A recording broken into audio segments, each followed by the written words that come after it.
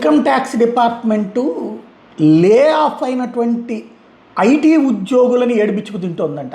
తాజాగా నిర్మలా సీతారామన్ని అటాచ్ చేస్తూ అనేక మంది ట్వీట్లు చేస్తున్నారు, క్వశ్చన్ చేస్తున్నారు. లే ఆఫ్ కాబట్ట ఐటీ ఉద్యోగులకి అనేక మంది బీజేపీ అభిమానులకు కూడా ఇప్పుడు కోపం తెప్పించే పరిస్థితి.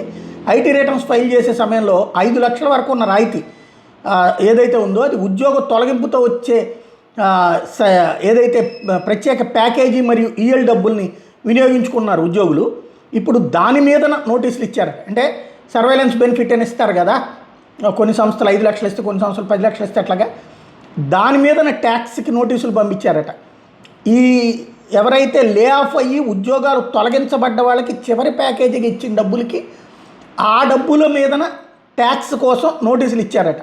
అసలే ఉద్యోగాలు లేక చూస్తుంటే పోయి అందులో చాలామందికి ఉద్యోగాలు రాలేదని మేము బాధపడుతుంటే మళ్ళీ ఈ ట్యాక్స్ ఏంటి, బెనిఫిట్ మీద, అది కూడా ఉద్యోగం చిట్ట చివరి బెనిఫిట్ కింద ఇచ్చినటువంటి దాని మీద ఆ ప్యాకేజీ మీద ట్యాక్స్ ఏంటంటూ నిలదీస్తున్నారు.